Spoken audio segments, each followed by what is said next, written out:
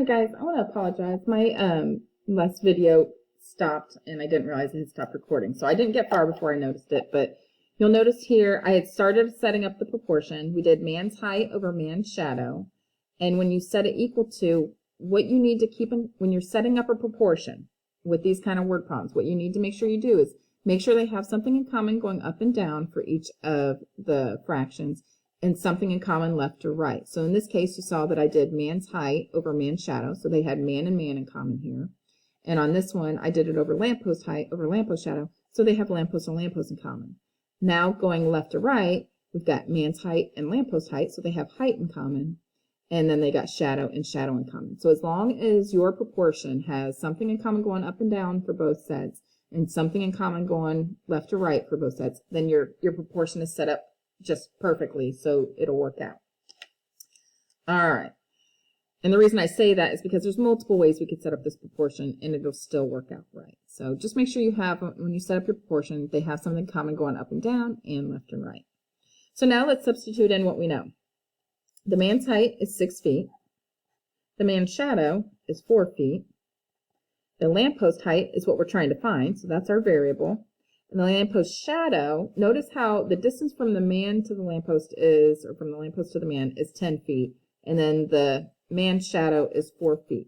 But the lamppost shadow is this whole distance from here to here. So we got to add those two numbers together. So we get 14 feet. So the lamppost shadow is 14. All right. Now our proportions set up, we can cross multiply and solve. So 6 times 14 gives me 84. And then 4 times x gives me 4x. And then to get x by itself, divide by 4. So we get x is equal to 21. And since we were talking, our unit was feet all throughout this, then that's 21 feet. So the lamppost shadow, because that's what x represented, or sorry, not lamppost shadow, lamppost height,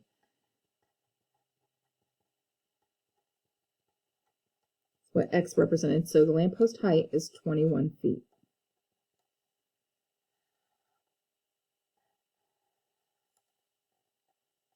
And there you go.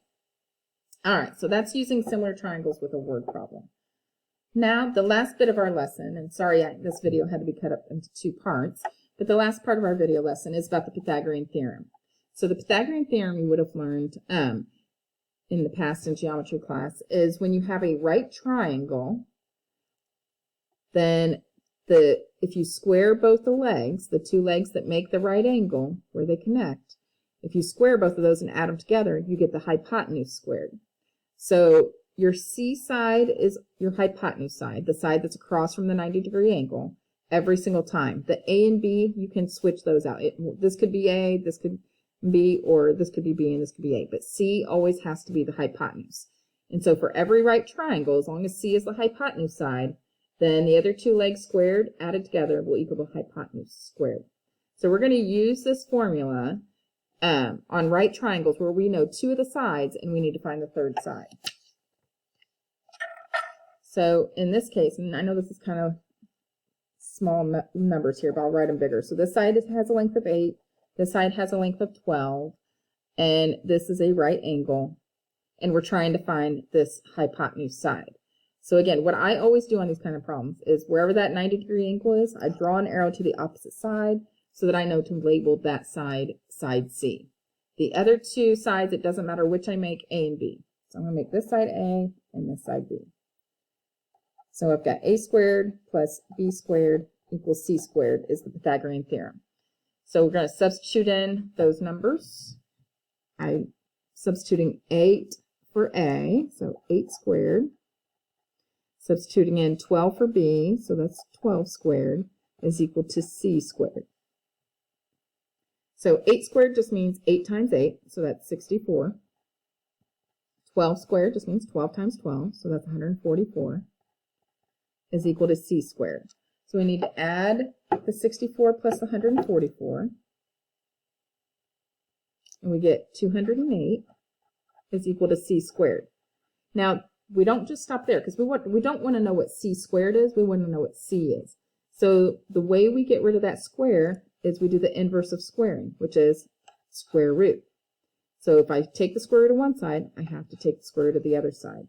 So on your phone, if you don't have those yellow calculators that we have in the classroom, so if, let's say all you have is your phone, then if you notice, if you have it just upright, it's just a basic calculator. But if you turn it sideways, you have all these other tools available to you. So right here is the squared button. So if you need to square, like we did 8 squared, so you would type 8 and then hit that x squared button, and it squares it for you. So 8 times 8 is 64. But what we need to do right now is the square root. So we're taking the square root of 208. So with this kind of calculator on your phone, you got to type in the 208 first. And then you'll notice here we have the square root symbol with the little 2. That's the one we want to use. You hit that button and it takes the square root. So we get 14.4.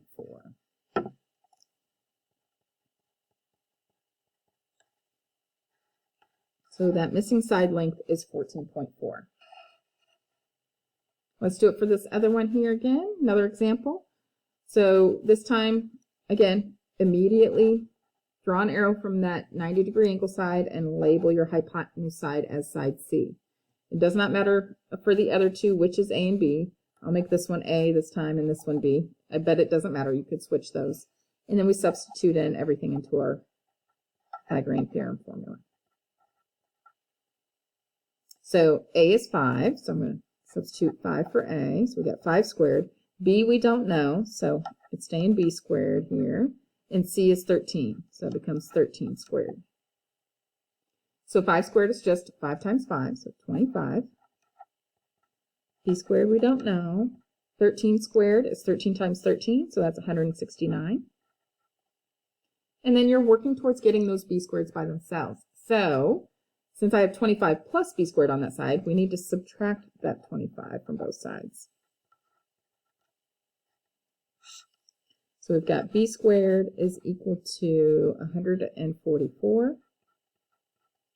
And then now that we got B squared by itself, we still need to get B by itself. So the way we get rid of that square is take the square root.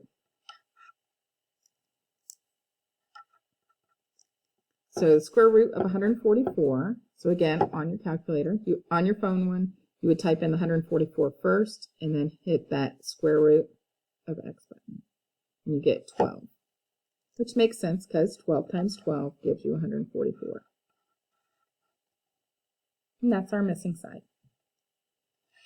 Last example, a wheelchair ramp has a length of 122 inches. So thinking of a triangle, here's our, think of this as the ground, and this is the ramp, and this is where it's at the height of there. And so this will be a 90-degree angle. All right, so a wheelchair ramp has a length of 122 inches. So the ramp part is 122 inches and has a horizontal distance of 120 inches. So they're saying from here to here along the ground would be 120 inches. What is the ramp's vertical distance? So that's that. All right, so we've got a right triangle where we know 2 of the sides. So we're using Pythagorean theorem. A squared plus B squared equals C squared. Your C side is the ramp side in this case. So I'm going to make that side A, this side B, but again, it doesn't matter which one's the A and the B. Substitute in what we know. So we're saying A squared is our X side. So that's X squared.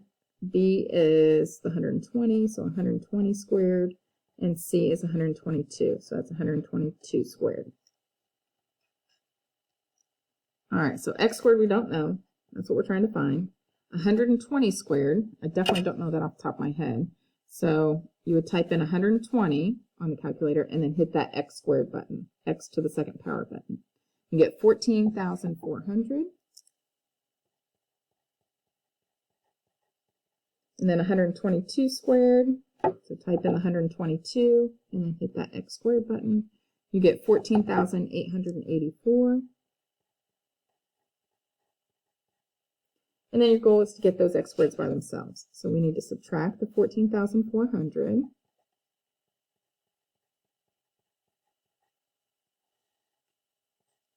You're left with x squared is equal to 484.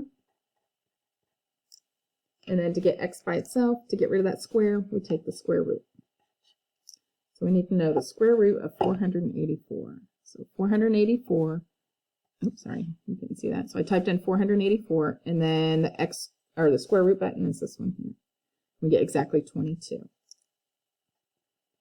So x is equal to 22, and everything was in inches, so that vertical height of the ramp is 22 inches. There you go. All right, your homework is out of the book, and it's these pages and these numbers. All right, have a great day, guys. That's the end of your lesson. Do your closure and then do your homework.